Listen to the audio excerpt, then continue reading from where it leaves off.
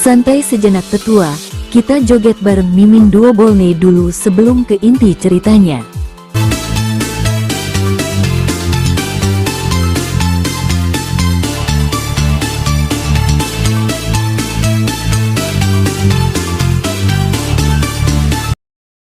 Pria tua itu terus melayang jauh hingga beberapa mil meninggalkan langit sekte tubuh abadi.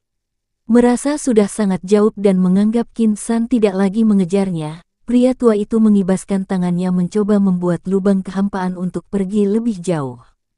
Baru saja lubang hitam terbentuk kecil, kekuatan besar sudah menabrak tubuhnya. Pria tua itu hanya bisa terbelalak dengan wajah pucat. Duar, duar. Qin San muncul di atasnya dan melepaskan pukulan tepat di kepala pria tua itu. Tetua sekte tubuh abadi itu berubah menjadi kabut darah tanpa sempat menjerit sedikit pun. Sementara itu di dalam bola api yang mengurung 300-an kultivator alam kekosongan, alam mulia dan alam agung, satu persatu dari mereka sudah terjatuh ke dalam kobaran api biru gelap Qin Jinlong. Sebagian kultivator alam kekosongan tingkat 6 ke atas mencoba untuk membuat lubang hitam, untuk memasuki ruang hampa, namun usaha mereka benar-benar sia-sia. Cahaya nirwana dari basis kultivasi Qin San sudah menyebar menutupi kemungkinan orang-orang ini kabur melalui ruang hampa. Swus, wus. Para kultivator alam Raja Suci ke bawah yang bertebaran jauh dari markas sekte tubuh abadi hanya bisa menoleh melihat bola api besar yang melayang diam di atas markas sekte mereka.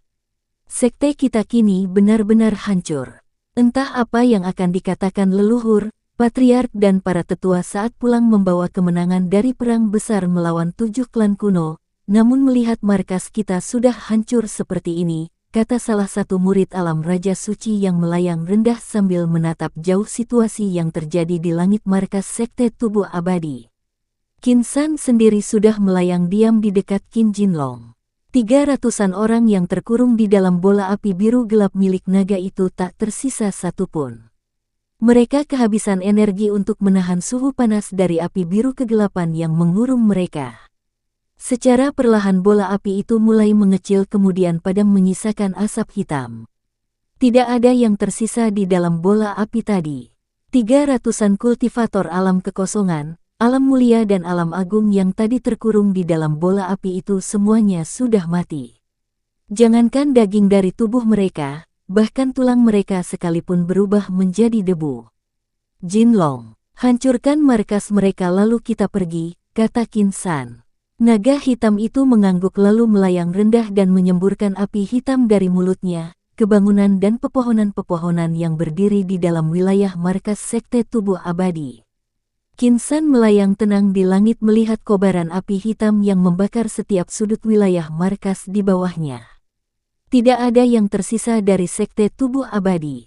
Qin San bahkan tidak perlu repot-repot memasuki gudang harta sekte ini. Dari 3 sekte sebelumnya yang dia hancurkan, gudang harta mereka hanya menyimpan harta-harta yang tak lagi berguna baginya. Qin Jinlong mulai melayang tinggi setelah api miliknya sudah menyala di seluruh area sekte tubuh abadi. Api yang digunakannya adalah api hitam, bahkan rantai iblis sekalipun akan menjadi debu jika terbakar oleh api hitam miliknya. Asap hitam mengepul memenuhi langit begitu api Qin Jinlong menghanguskan semua yang ada di dalam markas sekte tubuh abadi. Para penduduk desa dan kota yang memiliki letak kurang dari 20 mil dari markas sekte tubuh abadi, bahkan bisa melihat asap hitam yang membumbung tinggi. Setelah menghancurkan markas sekte tubuh abadi, Qin San dan Qin Jinlong kembali memasuki lubang kehampaan dan menuju markas sekte mulia terakhir yang belum dia hancurkan, sekte elang emas. Di Gunung Ilahi, Ming Roksue tampak melayang turun dari puncak Gunung Ilahi bersama Qin Yan, lalu mendarat area kaki Gunung Ilahi, tepatnya di bangunan aliansi 3 klan kuno Gunung Ilahi. Keberadaan Ming Roksue di puncak Gunung Ilahi memang diketahui oleh para pemimpin 3 klan kuno. Hanya saja selama ini mereka hanya tahu jika orang yang tinggal di puncak gunung memiliki kekuatan yang tidak bisa diusik oleh mereka. Ini pertama kalinya mereka melihat langsung wajah Ming Roksue dan Qin Yan. Mereka juga tahu jika sepasang suami istri memiliki hubungan dengan balai bayangan. Beberapa kali leluhur dari 3 klan kuno ini sebenarnya berusaha meminta bertemu Ming Roksue melalui ketua Balai Bayangan, Kun Jiazhen, hanya saja Ming Roksue tidak pernah mau bertemu dengan mereka. 30-an orang di depan kuil suci 3 klan kuno tampak membungkukkan sedikit tubuh mereka, memberi hormat pada Ming Roksue dan Qin Yan. Salam pada senior, kata para pria tua itu. Meski dari wajah, sangat jelas Ming Roksue dan Qin Yan kelihatan jauh lebih muda dari mereka, namun basis kultivasi Ming Roksue membuat mereka harus memanggilnya dengan sebutan senior. 21 orang-orang 3 klan kuno menatap wajah cantik Ming Roksue dengan penuh tebakan. Selama ini mereka tidak pernah tahu latar belakang, asal dan identitas suami istri yang tiba-tiba menempati puncak Gunung Ilahi. Gunung yang sudah mereka diami selama ribuan tahun. Ming Roksue mengangguk pelan sambil tersenyum ramah. Terima kasih atas sambutan para tetua sekalian, katanya. Nadanya terdengar lembut membuat siapapun yang mendengarnya akan benar-benar terbuai. Meski bukan gadis lagi, namun wajah Ming Roksue tetap masih terlihat cantik, elegan dan penuh wibawa. Hal makin membuat orang-orang ini tidak berani menyepelekannya. Leluhur klan Rui tersenyum lalu mengangkat tangannya, silahkan senior. Pertemuan pertama ini sebaiknya dilakukan di dalam kuil suci kami, katanya dengan nada penuh hormat. Ming Roksue mengangguk sambil tersenyum lalu berjalan beriringan dengan Qin Yan ke arah pintu besar kuil suci 3 klan kuno. Para leluhur, patriark dan tetua 3 klan kuno ikut berjalan memasuki aula besar kuil suci. Kun Jiazhen bersama beberapa anggota Balai Bayangan juga ikut berjalan memasuki kuil suci mereka. Di antara para anggota Balai Bayangan, ini juga menjadi kali pertama mereka melihat wajah Ming Roksue. Di dalam aula besar itu, Ming Roksue mulai duduk di salah kursi batu yang tersusun melingkar di dalam aula besar itu. 30-an orang lain yang sudah memasuki ruangan itu juga menempati masing-masing kursi batu. Suasana hening terasa sesaat sebelum suara Ming Roksue terdengar menggema di dalam ruangan itu. Maafkan aku karena selama ini belum bersedia menemui para pemimpin 3 klan kuno. Selama ini aku hanya tidak ingin dianggap mencampuri urusan 3 klan kuno sehingga tidak ingin menemui kalian, kata Ming Roksue. 3 leluhur klan terlihat mengangguk mengerti. Tinggal di puncak Gunung Ilahi selama bertahun-tahun, Ming Roksue memang tidak pernah melakukan apapun yang merugikan 3 klan kuno. Jangankan hal yang merugikan, Ming Roksue bahkan seperti orang yang tidak terhubung dengan dunia luar. Beberapa hari lalu, aku meminta Ketua Kun untuk memfasilitasi pertemuan ini karena keresahanku dengan situasi di luar sana. Kehidupan dunia tengah yang selama ini tenang sudah benar-benar mencapai masa akhir. Aku tidak akan perlu menjelaskan banyak hal soal ini. Kalian juga sudah tahu semuanya. 7 klan kuno sudah mengibarkan bendera perang berkat bantuan seseorang. Aku tahu orang itu juga pernah datang ke sini. Tapi kalian menolaknya. Sekarang aku meminta pertemuan ini karena aku ingin meminta kalian terlibat dalam perang ini, kata Ming Roksue. Di sisi Ming Roksue, Ketua Balai Bayangan Kun Jiazhen dan Rui Sirong tampak mengernyit mendengar perkataan Ming Roksue. Kedua terakhir kali bertemu Ming Roksue beberapa hari yang lalu dan Ming Roksue sama sekali tidak menjelaskan hal ini. Meski begitu keduanya tampak tersenyum. Terselip pikiran bahagia di raut wajah mereka begitu tahu Ming Roksue akan terlibat dalam masalah dengan orang-orang aliansi kekuatan distrik tengah yang dikomandoi oleh orang-orang Istana Langit. 3 leluhur klan kuno tampak saling melirik lalu mengangguk patuh. Saat Qin San datang dan bertemu dengan 3 patriark klan mereka. 3 klan kuno ini memang pada dasarnya tertarik untuk ikut terlibat dalam masalah besar yang kini muncul di distrik tengah. Hanya saja, mereka tidak berani tanpa pendukung yang kuat. Kekuatan Qin San saat itu meragukan untuk menjadi batu sandaran. Berbeda saat ini, orang yang meminta mereka turun tangan adalah orang yang mereka tahu memiliki basis kultivasi di atas ranah mereka. Meski 3 leluhur klan kuno ini tidak pernah tahu pasti tingkatan kultivasi Ming Roksue, namun mereka sudah pernah merasakan aura Ming Roksue saat pertama kali menempati puncak Gunung Ilahi. Saat itu, Seluruh area 3 klan kuno gempar dengan aura kuat yang menyembur dari puncak Gunung Ilahi.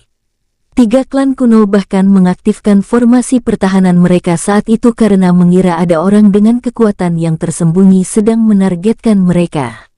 Kami bersedia senior, asalkan senior ikut turun tangan bersama kami. Jika hanya kami 3 klan kuno, kami benar-benar ragu untuk ikut dalam masalah yang sekarang terjadi. Resikonya terlalu besar untuk kami. Senior juga tahu aliansi Sekte Mulia, Sekte Suci dan klan kuat di luar sana berani melakukan serangan ke wilayah 7 klan kuno karena dukungan kultivator alam semi kaisa, kata leluhur klan Tian. Ming Roksue tersenyum mendengarnya lalu mengangguk. Aku tidak akan mungkin meminta kalian berperang sementara aku hanya berdiam diri di puncak Gunung Ilahi, katanya. Tatapan Kun Jiazen dan Rui Sirong terlihat makin menajam mendengar perkataan Ming Roksue. Ketua Kun, Tetua Rui Sirong, bagaimana menurutmu? Tanya Ming Roksue yang tiba-tiba saja bertanya pada 2 orang itu. Kun Jiazen kaget mendengarnya lalu menoleh menatap Ming Roksue. Balai bayangan akan ikut perintah Anda, kata Kun Jiazen. Ming Roksue lalu menarik pandangannya ke arah Rui Sirong yang duduk di sisi kiri Qin Yan. Kalau Anda sudah memutuskan seperti itu, kami semua akan ikut keputusan Anda, kata Rui Sirong. Ming Roksue tersenyum sambil bergumam di dalam dirinya sendiri. Kalau begitu sudah diputuskan. Selanjutnya, Ketua Kun akan mengabarkan pada kalian kapan kita akan mulai bergerak. Aku berharap serangan kita juga akan sekaligus memberi kejutan pada kekuatan yang dikoordinir oleh orang-orang dunia langit, kata Ming Roksue. Dia lalu berdiri dari kursinya diikuti Qin Yan. Keduanya berjalan meninggalkan aula utama di dalam kuil suci itu, lalu melayang kembali meninggalkan tempat itu kembali ke puncak Gunung Ilahi di bawah tatapan 30-an orang tadi. Selama ini aku mengira orang yang tinggal di puncak Gunung Ilahi adalah monster tua. Tidak disangka wajahnya bahkan jauh lebih muda dariku, gumam leluhur klan Rui sambil menggeleng-gelengkan kepalanya. Di luar Sekte Elang Emas, Qin San dan Qin Jinlong kembali muncul dengan tanpa aura sama sekali.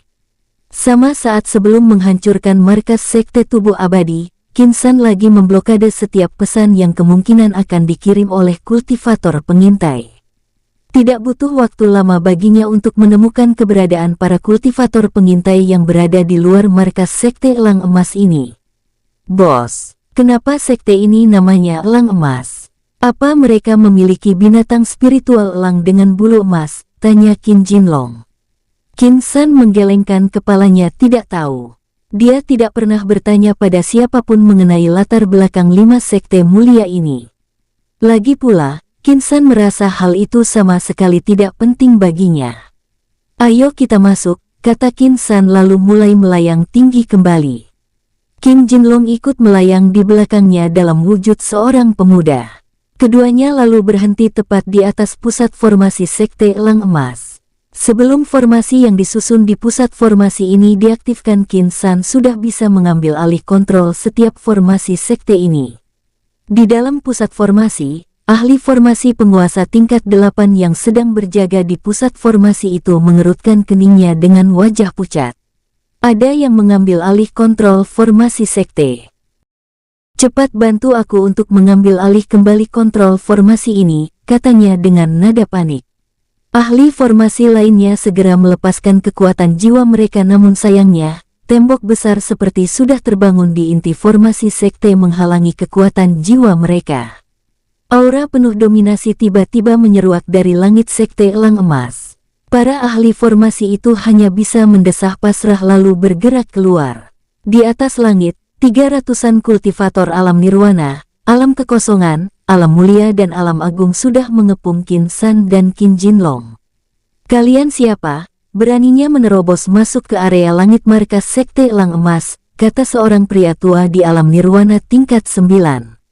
Sekte ini juga lebih siap dari sekte sebelumnya, kata Qin Jinlong begitu merasakan salah satu dari kultivator alam nirwana di tempat ini sudah berada di alam nirwana tingkat puncak.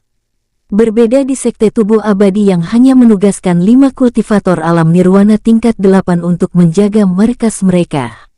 Sekte Elang Emas menempati 10 kultivator alam nirwana untuk tetap tinggal menjaga markas mereka dengan salah satunya, bahkan sudah berada di alam nirwana tingkat puncak. Orang yang akan mati tidak perlu banyak tahu. Toh kalian juga akan mati, kata Qin Jinlong lalu berubah wujud menjadi naga hitam dan meraung keras menggetarkan udara di sekitar 300-an kultivator Sekte Elang Emas. Qin San tersenyum mendengar ucapan naga hitam ini kemudian ikut mengaktifkan kekuatan jiwanya. Ingatlah, yang akan menghancurkan sekte kalian adalah keturunan klan Qin, kata Qin San kemudian menerjang dengan sangat cepat ke arah kerumunan kultivator Sekte Elang Emas itu.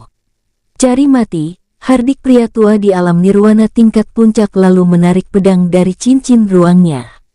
Kultivator alam kekosongan, alam mulia dan alam agung terperangah saat melihat wujud asli Qin Jinlong. Naga, apa ini benar-benar naga? Ternyata binatang spiritual kuno ini masih ada di dunia tengah kita, kata salah satu kultivator alam kekosongan tingkat puncak dengan wajah terpukau melihat tubuh besar Qin Jinlong. Meski begitu mereka tidak memiliki kesempatan untuk mengungkapkan kekaguman mereka. Qin Jinlong sudah melayang dengan ganasnya sambil melepaskan ancaman nyata pada 300-an orang ini. Dari bawah, para kultivator alam Raja Suci, alam suci dan Raja Surgawi juga terlihat mulai melayang mendekati para senior mereka. Minta kultivator lemah ini turun kembali, atau mereka semua akan mati seperti kalian.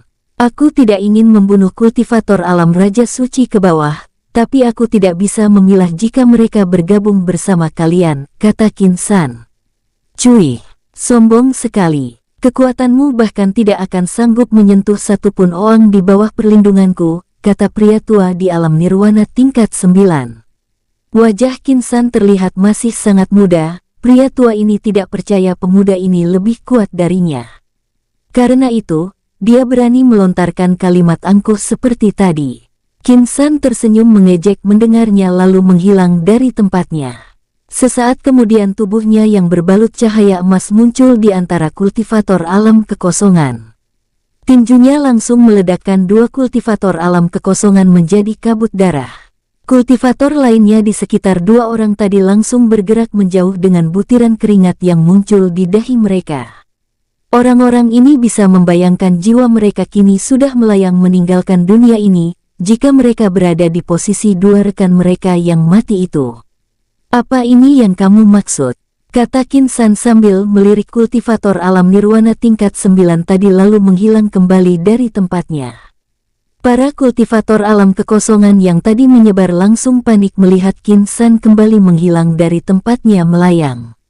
Sementara di sisi lain, Qin Jinlong sudah menyemburkan api hitam ke arah kerumunan kultivator alam mulia dan alam agung. Raut wajah 10 kultivator alam nirwana Sekte Elang Emas yang melihat itu langsung berubah muram. Saat merasakan daya hancur dari api Qin Jinlong yang begitu besar, wajah angkuh pria tua di alam nirwana tingkat 9 tadi bahkan langsung menguap tergantikan dengan muka panik. Dia tidak menyangka pemuda dan naga ini memiliki kekuatan yang semenakutkan ini. Duar, jeder. Ledakan lagi-lagi terjadi dan 5 kultivator alam kekosongan kembali meledak di tangan Qin San. Pria tua di alam nirwana tingkat 9 segera melepaskan indera spiritualnya untuk menandai aura Qin San. Sayangnya, dia benar-benar menentukan dengan presisi keberadaan Qin San setiap kali menghilang. Pemuda ini menguasai energi unsur angin. Dia bisa membuat auranya menyebar dengan merata dan membuatku kesulitan menemukan lokasinya dengan pasti. Gawat, batin pria tua itu dengan kening berkerut. Para kultivator alam Raja Suci, alam suci dan alam Raja Surgawi yang awalnya akan melayang mendekati area peperangan memilih berhenti saat merasakan suhu panas yang tak bisa ditanggung oleh tubuh mereka. Kurang dari 1000 murid dan pengawas itu memilih bergerak mundur. Bergabung di dalam peperangan seperti ini sama saja dengan membawa nyawa mereka untuk dicabut. Meski mereka memiliki loyalitas tinggi pada sekte, namun mereka juga tidak ingin mati di situasi seperti ini. Kalian yang berada di alam Raja Suci, alam suci dan alam agung, kembali mendarat di daratan dan pergi dari wilayah maras sekte kalian, suara Qin San terdengar menggema mengingatkan ratusan orang yang bergerak menjauh itu. Mereka tak berani mengabaikan peringatan Qin San saat melihat dua kultivator alam nirwana sekte mereka kini sudah mati di tangan Qin San. Sial, sebaiknya kita menuruti kata-kata orang ini. Meski kita bergabung di dalam pertarungan itu, kita juga tidak akan bisa membantu dan hanya akan menjadi beban, kata seseorang yang berada di alam Raja Suci. Ratusan orang itu kembali bergerak turun ke sekitar markas sekte mereka. Sementara di daratan, lebih dari 2.000-an orang di dalam markas sekte Elang Emas bergerak cepat meninggalkan markas mereka. Qin San dan Qin Jinlong tidak menunda waktu lama di tempat ini, mereka dengan efektif langsung menaklukkan 300-an orang tadi. Dari orang-orang sekte Elang Emas yang melawan tersisa pria tua di alam nirwana tingkat puncak bersama, 3 kultivator alam nirwana lainnya dan puluhan kultivator alam kekosongan.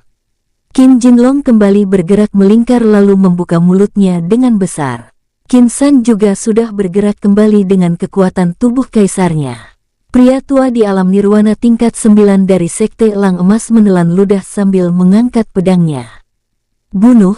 teriaknya sambil menerjang ke arah datangnya Qin San. Bibir atas Qin San terangkat melihat sikap putus asa pria tua ini. Energi besar dari pedang pria tua itu menyeruak keluar menargetkan tubuh Qin San. Zirah emas yang melingkar di tubuh Qin San memancarkan cahaya lalu seperti menyerap energi pedang pria tua itu. Tidak ada apapun yang terjadi pada tubuh Qin San meski serangan pria tua tadi sudah berbenturan langsung dengan tinjunya. Sial, harta pertahanan tubuh apa yang dimiliki orang ini, sehingga energi pedangku pun tak mampu melukainya, batin pria tua itu dengan penuh putus asa. Sayangnya dia tidak memiliki waktu banyak untuk menganalisis pertarungan. Qin San sudah muncul di depannya dengan tinju yang terayun ke arahnya. Pria tua itu mengangkat pedangnya ke depan lalu menggunakannya sebagai perisai sambil melapisi tubuhnya dengan energi pembatas. Duar, duar. Pedang pria tua itu tidak bisa menahan kekuatan tinju Qin San.